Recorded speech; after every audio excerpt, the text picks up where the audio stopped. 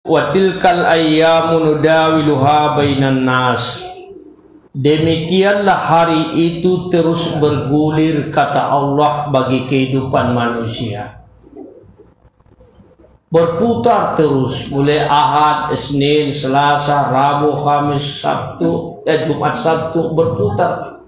Wahai Abu Thalib, sampaikan kepada Muhammad, kalau dia mau berhenti menyiarkan Islam itu, kita berikan 3 tak.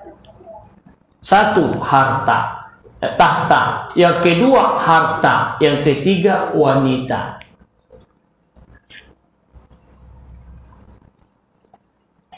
Dia mau jadi pemimpin kita, kita kasih. Mau jadi apa dia? Harta, berapa yang butuhkan, kita kumpul. Wanita, siapa mau dinikahinya, kita siapkan. Asal berhenti menyiarkan Islam ini. Jadi kalau kira-kira Bapak Ibu, bagaimana kira-kira kalau ditawarkan ini? Paling tidak mikir dulu ya. Alhamdulillah, Allah masih berikan kita hidayah untuk dapat hadir di rumah Allah yang sangat mulia ini dalam rangka program prioritas kita. Mudah-mudahan ini merajut silaturahim kita yang lebih baik dan sekaligus sekedar menambah ilmu agama kita. Amin ya rabbal alamin.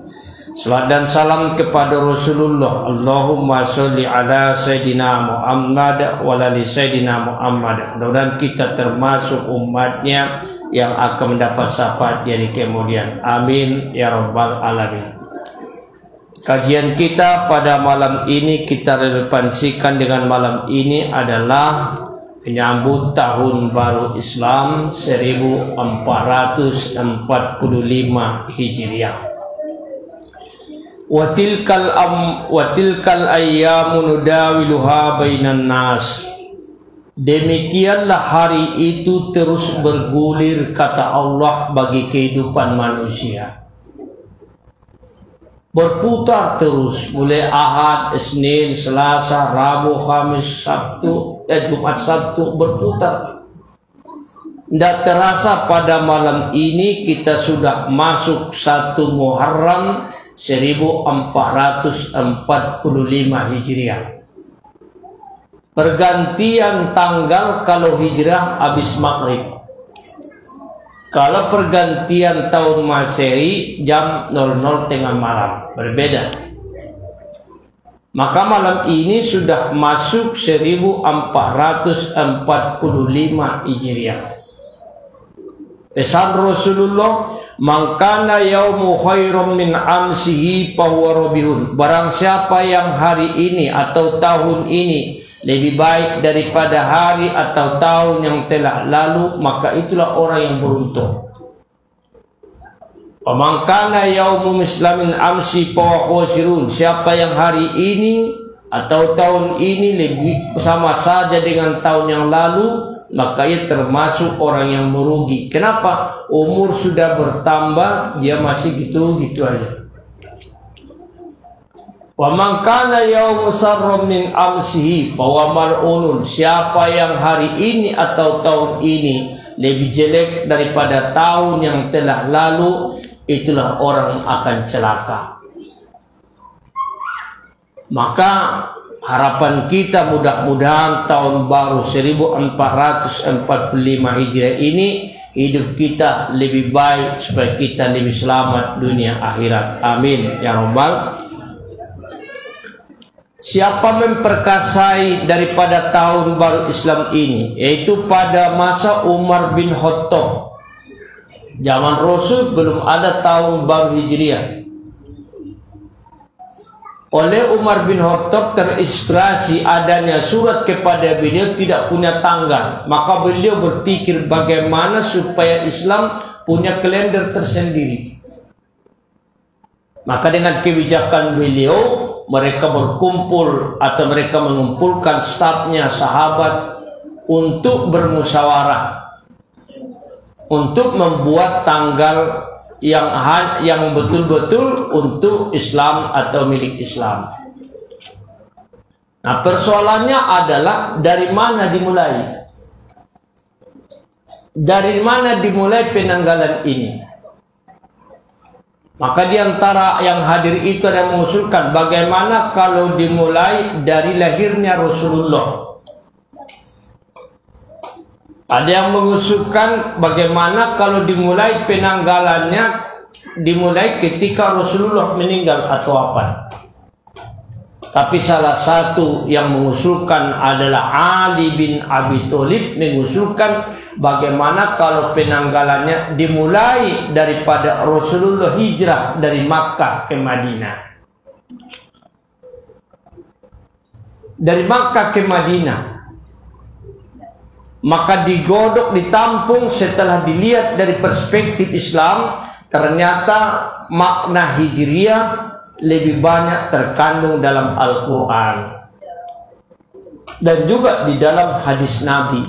Lebih banyak disebutkan masalah hijrah dan juga lebih relevan dalam kehidupan manusia. Sepanjang hidup manusia, hijrah sangat dibutuhkan. Maka diambillah kesimpulan bahwa penanggalan hijriah atau penanggalan umat Islam, penanggalan tahun baru Islam dimulai hijrah Nabi dari Makkah ke Madinah, maka sekarang 1445 tahun yang lalu. Jadi perintangannya dari situ. Karena Rasulullah juga pernah hijrah ke Taif. Tapi yang dimaksud di ayat ini allazina amanu, orang-orang yang beriman, wahajaru, mereka hijrah, wajahadu fi sabilillah, mereka berjihad di jalan Allah, di amwalihim wa anfusihim, dengan harta mereka dan diri mereka. A'zamu darajatan indallah, sangatlah mulia derajat mereka di sisi Allah. Wa ulaika humul faizun, mereka itulah orang-orang yang beruntung.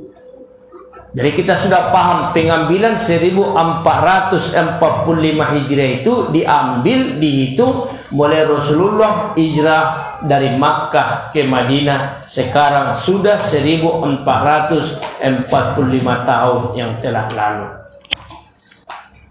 Persoalan kedua, mengapa Rasulullah hijrah? Mengapa Rasulullah hijrah? Setelah turun ayat Allah yang berbunyi Bismillahirrahmanirrahim, fasdaq bima tu'maru wa aqrid anil musyrikin, maka bertelang-telanganlah engkau Muhammad untuk menyiarkan Islam itu, berpalinglah kamu dari orang-orang musyrik. Karena Rasulullah awalnya menyiarkan Islam ini secara door to door, secara sembunyi-sembunyi. Setelah datang ayat itu, maka Rasul menyiarkan Islam dengan terang-terangan. Mulailah orang-orang kafir Quraisy terusik atas Rasulullah berdakwah pada saat itu. Mereka merasa terancam. Maka mereka dengan cara satu mendekati oleh Abu Thalib. Wahai Abu Thalib, sampaikan kepada Muhammad, kalau dia mau berhenti menyiarkan Islam itu, kita berikan 3 tak. 1, harta, tahta. Yang kedua, harta. Yang ketiga, wanita.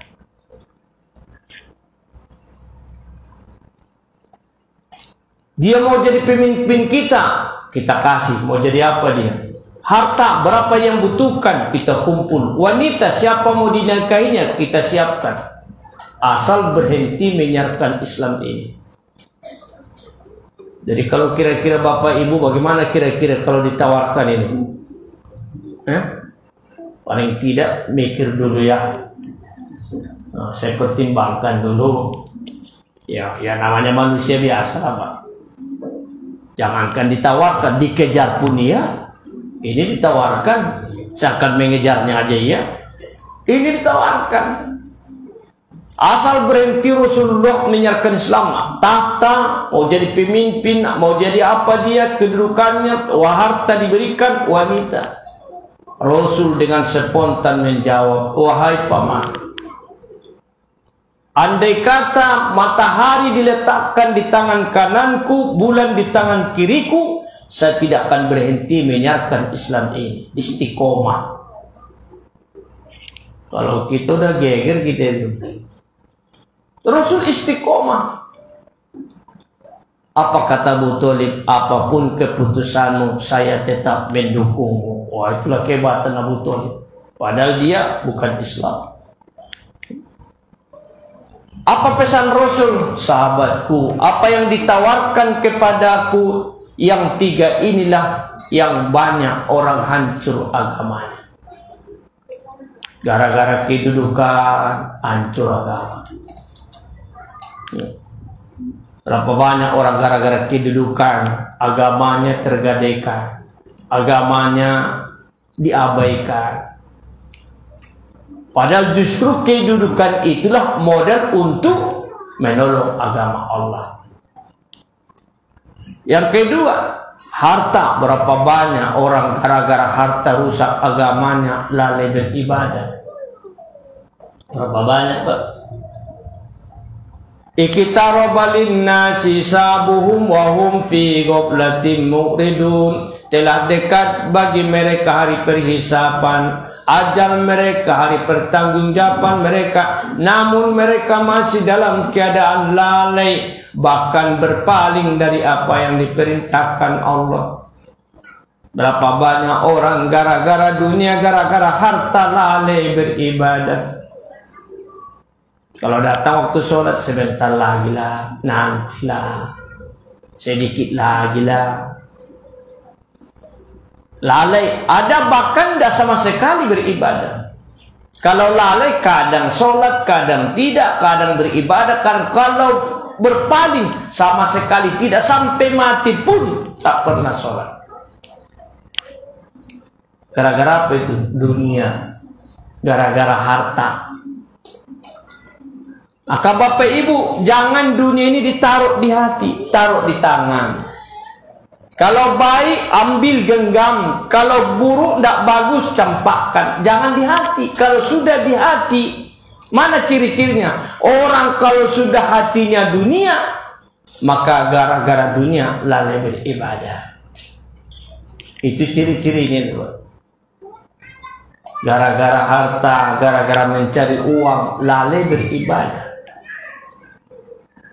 Kalau orang sudah dunia di hatinya, ukurannya, semua ukurannya dunia, maka gara-gara dunia banyak musuhnya. Saudara kandung berselisih gara-gara harta warisan, bertetangga berselisih gara-gara pekanan. Kan dunia itu. Dunia. Kalau sudah dunia ditaruh di hati, mana buktinya? Gara-gara dunia lupa diri, sombong. Bukankah dulu kita lahir tidak bawa apa-apa? Bukankah kita dulu lahir tanpa selai benang, tidak mengetahui apa-apa? Wallau akhrajakum min butuni ummahatikum la ta'lamuna syai'a. Kamu dikeluarkan dari kandungan ibumu tidak mengetahui apa-apa, tidak membawa apa-apa. Setelah ada sekarang, itulah membuat kita lupa diri. Ini dunia. Wala takunu kallazina nasullaha fa ansahum anfusahum ulaika humul fasikun. Janganlah kamu seperti mereka yang lupa diri kepada Allah, maka Allah membuat mereka lupa diri sendiri. Mereka itulah orang fasik, orang yang selalu durhaka, orang selalu berbuat maksiat karena dunia. Hubbud dunya rasu kulli khuti'at. Cinta kepada dunia adalah pangkal dari segala kejahatan. Kalau ditanam jadi hati, tumbuhlah iri, tumbuhlah dengki, tumbuhlah buruk sangka, tumbuhlah kebencian, tumbuhlah ujub, tumbuhlah sombong. Itu apa itu? Di sini mencintai dunia berlebih-lebihan. Ini. Maka itu pesan Rasul, gara-gara dunia inilah, gara-gara hartalah orang banyak hancur agamanya. Yang ketiga, gara-gara wanita. Berapa banyak orang lengser kedudukannya gara-gara wanita. Berapa banyak orang hancur hidupnya gara-gara godaan wanita. Itu sudah ditawarkan kepada Rasulullah sallallahu alaihi. Apa jawab Rasul? Andai kata matahari diletakkan di tangan kananku, bulan di tangan kiriku, saya tidak berhenti menyiarkan Islam ini. Istiqomah. Terus jawaban itu sudah jawaban mati, tapi mereka juga tidak berhenti. Datang lagi kepada Rasul. Ya Rasulullah, begini ajalah kalau tidak mau begitu. Bagaimana? Seminggu menyembah Tuhanmu, seminggu menyembah Tuhan kami. Agama ditoleransikan. Kalau toleransi beragama, bagus itu. Tapi ini agama ditoleransikan, gantian menyembah Tuhannya. Bukan lagi Muhammad yang menjawab, tapi Allah yang menjawab dengan turunnya ayat Bismillahirrahmanirrahim. Qul ya ayyuhal kafirun la a'budu ma wala antum 'abiduna ma a'budu wala ana 'abidu ma abattum wala antum 'abiduna ma a'budu. Dua kali baru lakum dinukum selesai. Masalah agama sudah selesai. Makanya kita tidak perlu mengurus agama orang. Dia pun tidak perlu. Kenapa? Bagi kamu agama kamu, bagiku agamaku. Dalam surah Al-Maidah, jangan ejek Tuhan mereka. Nanti mereka mengejek Tuhanmu, mengejek aku. Tidak perlu mengurus Tuhan orang. Aman. Tapi semenjak ada medsos ini, debat usil, saling nyerang, apa gunanya Pak? Bagaimanapun berbusa mulut kita, kalau mereka juga sudah mati terkunci, tidak akan beriman. Innal ladzina kafaru sawa'un alaihim a'anzartahum am lam tunzirhum la tidak ada gunanya. Tidak perlu itu Pak. Kalau mereka sudah ada pintu hidayah, apa yang ia lihat itu ayat-ayat Allah, apa yang ia dengar itu ayat-ayat Allah, apa yang ia rasakan itu ayat-ayat Allah, cukup untuk memberikan kesadaran buat dia.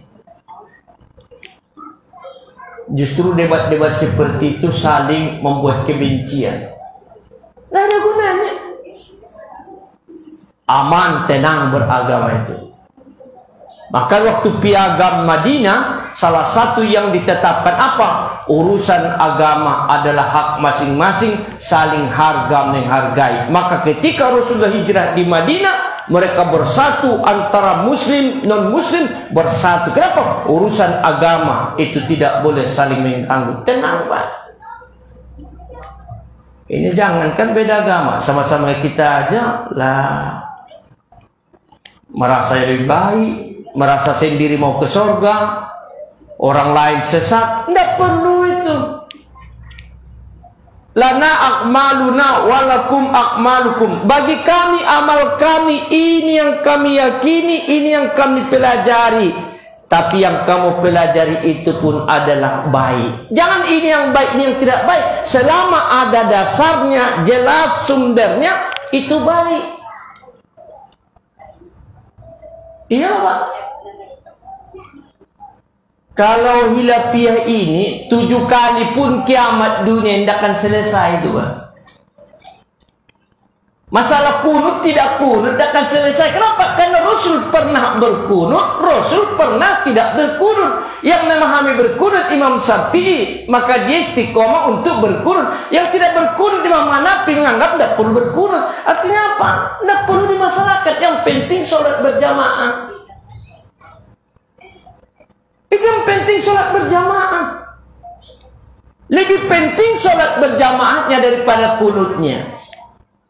Mau doa bersama, mau tidak, mau berzikir bersama, tapi yang penting berzikir, berdoa. Ini enggak, kalau enggak saya paham dia pindah dia sholatnya. Itu parah itu. Enggak perlu. Tenang kita beragama ini. Diikuti pun itu tidak salah.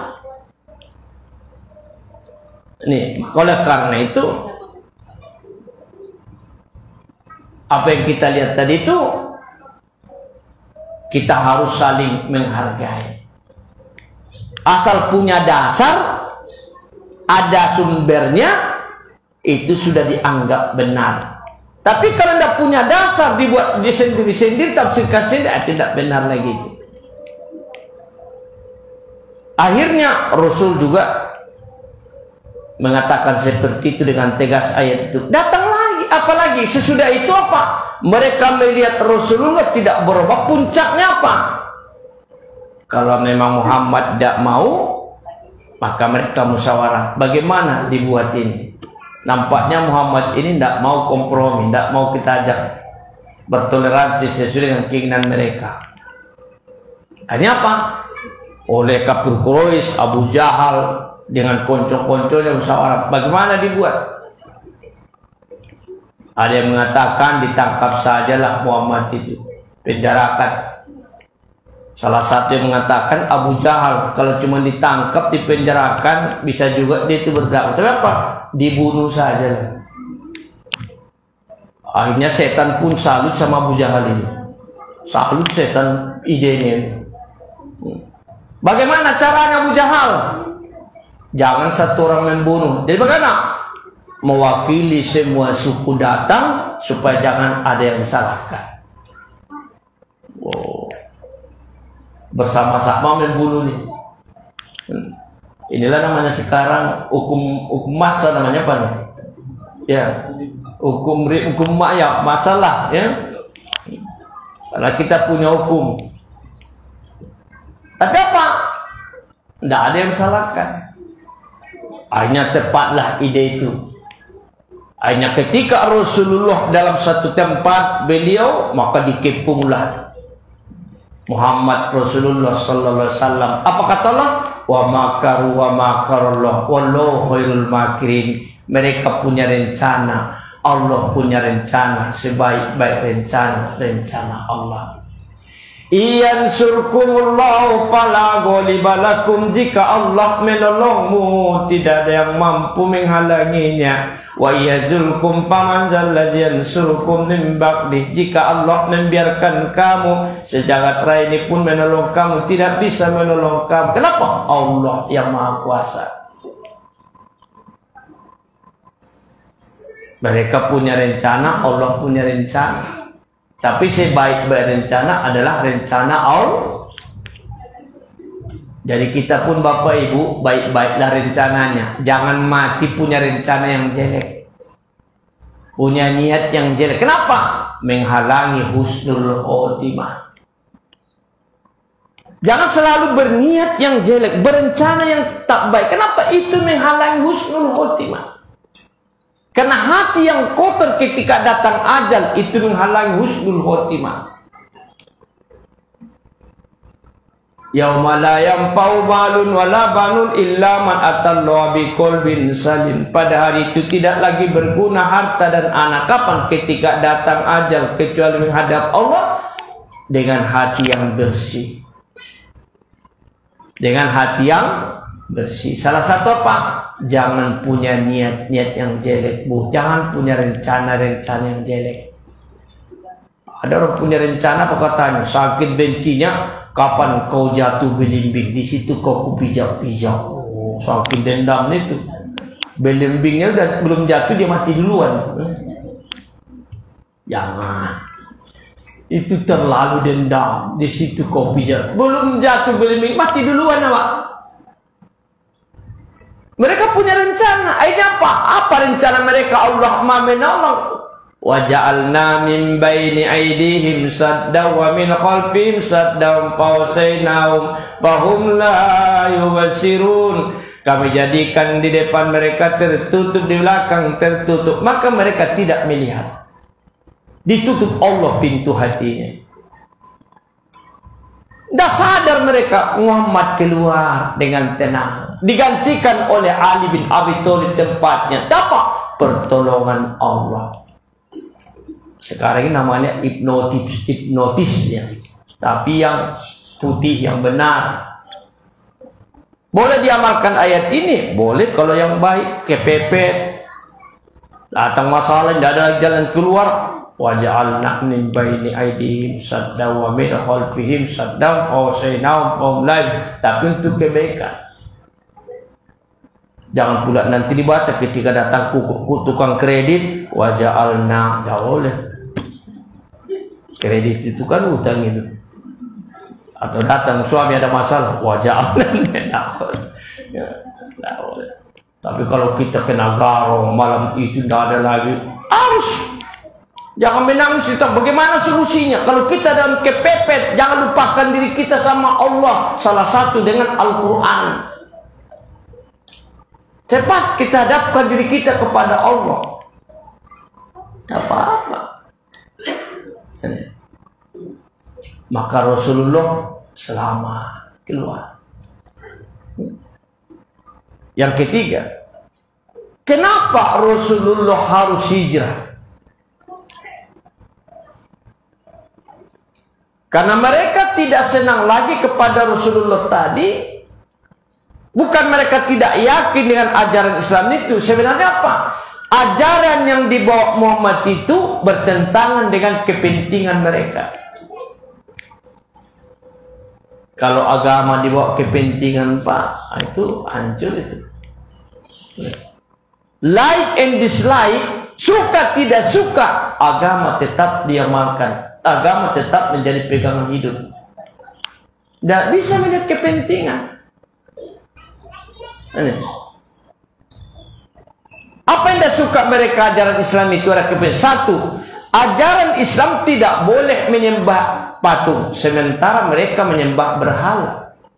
Pekerjaan mereka membuat patung, terganggu kepentingan. Pekerjaan mereka membuat itu, ternyata Rasul tidak boleh dengan agamanya menyembah patung, terganggu Pak. Ya kan? Yang kedua apa? Mereka dulu itu ada namanya perbudakan. Apa itu perbudakan?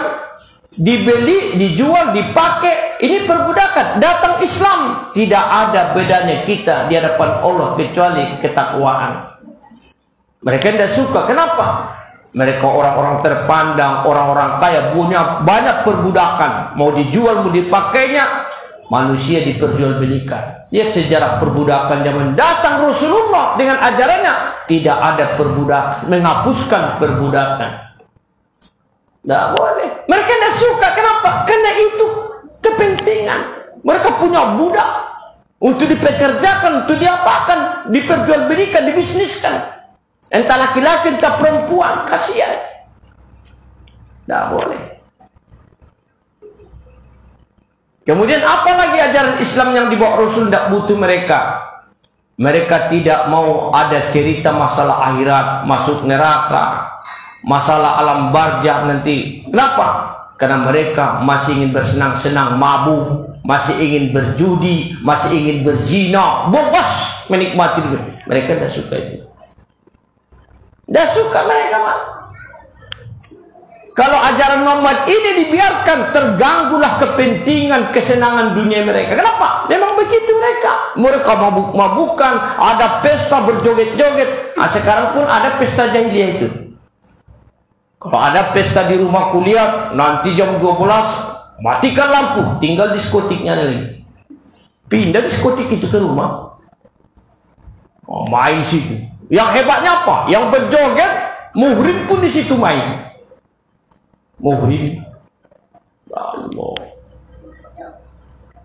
Tuan rumah di situ, menantunya di situ, anaknya di situ, adiknya di rumah. Ayo berjoget semua. Pesta jahiliyah itu.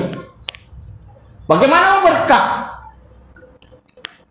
Campur aduk perempuan dengan laki-laki. Ada unsur minum-minuman. Ya Allah. Habis uang atau untuk maksiat. Tapi tujuannya berkah. Nikah berkah, selamat. Bagaimana mau selamat? Caranya seperti itu.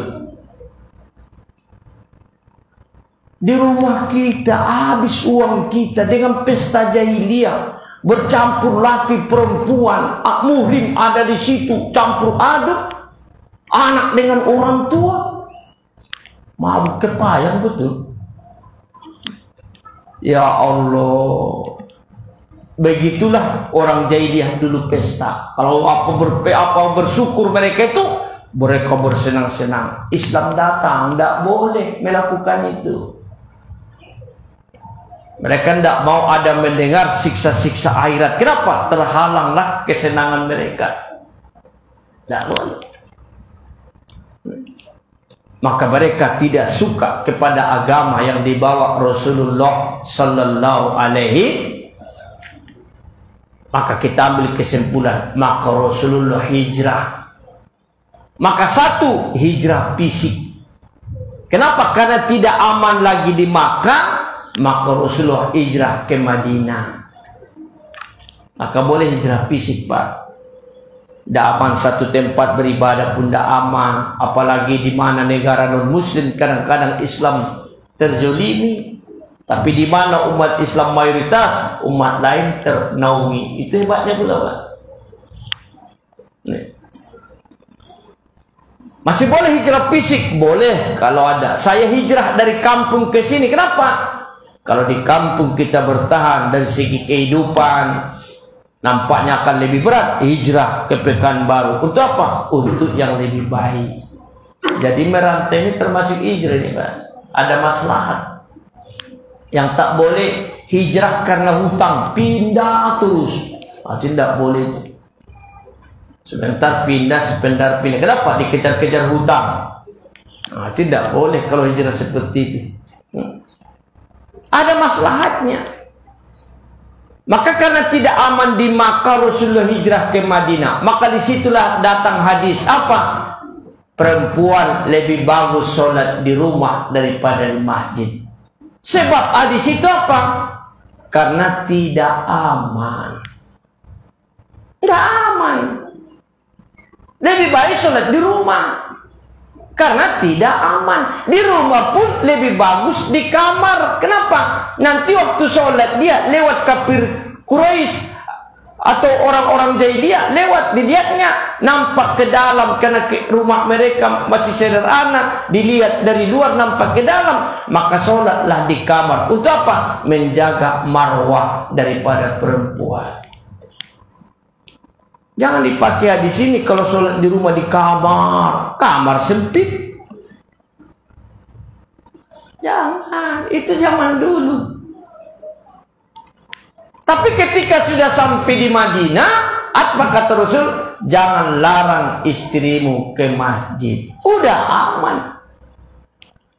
Tapi sekarang masih juga dibawa di sini. Lebih bagus sholat di rumah daripada di masjid. Perempuan lebih bagus sholat di rumah daripada di masjid.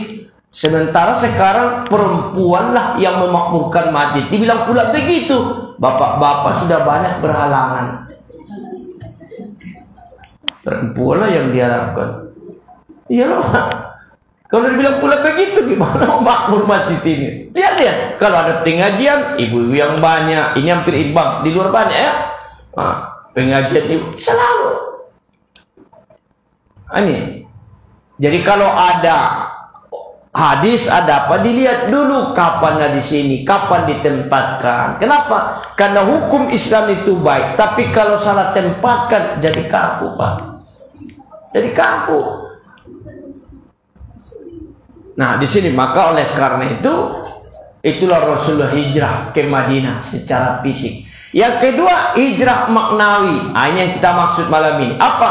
Hijrah al-muhajiru man hajaro manahallahu anhu. Hijrah secara maknawi ya, meninggalkan segala yang dibentuk yang dilarang Allah, ar-ruju' ilallah, kembalilah ke jalan Allah. Apa saja bentuknya. Apa yang perlu kita robah, yang kita hijrahkan? Satu, hati dulu, hati. Coba muhasabah hati kita, apa yang mau dihijrahkan. Kenapa hati ini yang perlu diperbaiki, perlu dihijrahkan, atau perlu kita bertaubat? Karena hati inilah sentral dalam diri kita, menjadi pusat pandangan Allah. Ala inna fil jasadi mudghah, ingatlah dalam diri manusia ada segumpal daging. Ija suluhat suluhal jasadu kullu, Apabila dia baik, baiklah hidupnya. Wa idza fasadal jasadu kullu. Kalau dia rusak, rusaklah hidupnya. Ini dulu muhasabah. Setelah muhasabah, baru kita robah apa yang ada dalam hati kita. Fi qulubihim maradun fazadahumullah. Karena di dalam hati mereka ada penyakit. Cuman kita ini kalau fisik yang sakit, cepat-cepat berobat ke dokter. Menjadi beban. Tapi kalau hati yang sakit, tidak ada terpikir seperti itu, Pak. Tenang-tenang aja. Kalau fisik yang sakit, gelisah dia.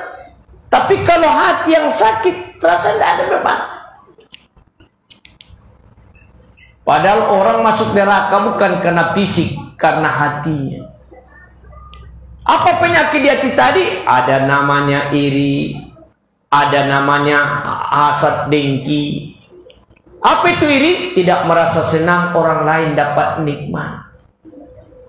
Tidak senang orang sukses. Iri. Padahal dalam Islam itu belajarlah mendoakan orang yang sukses supaya Allah memberikan kesuksesan kepada kita. Belajarlah mendoakan orang dapat nikmat supaya Allah pun memberikan nikmat kepada kita. Belajarlah mendoakan orang yang kekurangan. Maka selalu dalam hidup ini salah satu belajar mendoakan. Nampak orang cacat berdoa, ya Allah sabarkan dia, Allah mudahkan rezekinya. Ada perhatian. Kita lihat orang susah, mudahkan rezekinya Allah. Doa adalah sedekah yang paling tulus. Di jalan kita nampak, bisa saja kita, tidak usah dengan mengangkat tangan, dengan hati kita membiasakan mendoakan orang. Itulah sedekah yang paling tulus, Pak. Orang dapat nikmat, alhamdulillah, mudah-mudahan berkah. Allah pun mengasihi sama kita. Begitu. Berantem tetangga, doa, ya Allah damaikanlah mereka, ya Allah tenangkanlah mereka, kasihan anak-anaknya. Muncul kebiasaan. Ini tetangga berantem, apa katanya? Sikat terus kan. Dihangat-hangatinya boleh lagi. Orang jatuh dari jabatannya, orang bangkrut, didoakan, ya Allah berikan dia kekuatan. Ini didoakan, selalu belajar. Kenapa? Ibadah yang paling tulus satu adalah mendoakan orang. Yang kedua, memaafkan orang. Orang sendiri tidak tahu, kita sendiri yang melakukan. Dan selalu mendoakan orang, Pak. Orang sukses, orang yang kurang beruntung, selalu ada kata doa di situ. Ini tidak boleh iri. Kalau kita dapat nikmat biasa itu alhamdulillah. Tapi orang dapat nikmat kita bersyukur. Itu yang perlu dipelajari. Ya Bu. Kalau sudah iri meningkat, apa hasad, dengki. Kalau sudah dengki, sudah keperbuatan. Dengan cara memfitnah, dengan cara menghancurkan, dengan cara apa? Kenapa? Hasad. Al-hasadu yakulul hasanati kama takulun narul hatobah. Hasad itu memakan pahala ibadah seperti api memakan kayu api. Makin besar apinya, makin habis kayunya. Makin banyak orang yang kita dengki, yang kita hasati, makin habis pahala ibadah kita. Nah, kalau karena itu Bapak Ibu, apa? Hati kita dulu kita robah, kita hijrahkan, kita perbaiki. Robah dirimu, kata Allah, supaya Allah merubahmu. Yang kedua, apa yang kita robah? Ibadah. Kita cek, kita evaluasi bagaimana ibadah kita selama ini. Yang lalai, yang kurang, mari kita perbaiki. Yang ketiga, habalu minan nas. Bagaimana hubungan kita selama ini? Diperbaiki. Yang kurang baik, jangan mati kita meninggalkan permusuhan, memutuskan silaturahim. La yadakhulul jannah, kotiran tidak kujamin masuk surga orang suka memutuskan silaturahim. Apalagi mau kita robah harta kita, kita koreksi bagaimana harta kita sumbernya. Apakah sudah kita perbaiki, kita bersihkan, kita zakatkan, kita sedekahkan? Kitalah yang tahu. Yang penting apa? Coba lihat harta kita masih ada nggak milik orang di situ. Masih kurang baik, indah, mumpung kita diberikan Allah kesempatan. Maka oleh karena itu, marilah kita hijrah. Kalau kita hijrah, ada program kita ke depan. Maka ada 3, 1 mengevaluasi, yang kedua memperbaiki, yang terakhir adalah membuat program. Apa programnya? Kenapa Allah memanjangkan umur kita? Program kita apa? Perbanyak bertaubat. Yang kedua, meningkatkan ibadah. Yang ketiga, perbaiki silaturahim. Kalau ini kita lakukan, insya Allah hidup kita diberkati Allah Subhanahu wa Ta'ala. Amin ya Rabbal. Itu saja yang dapat saya sampaikan dalam pertemuan kita ini. Mudah-mudahan dengan masuknya tahun baru Islam ini, hidup kita ke depan akan lebih baik. Assalamualaikum warahmatullahi wabarakatuh. Doa. A'udzubillahi minasyaitonir rajim. Bismillahirrahmanirrahim. Alhamdulillahirabbil alamin. Wassalatu wassalamu ala sayyidina Muhammadin nabiyil karim ala alihi washabbihi ajmain. Allahumma ighfir lana dzunubana wal walidayna warhamhuma kama rabbayana shaghira wa lil mu'minina wal mu'minat wal muslimina wal muslimat al-ahya'i minhum wal amwat bi rahmatika ya arhamar rahimin.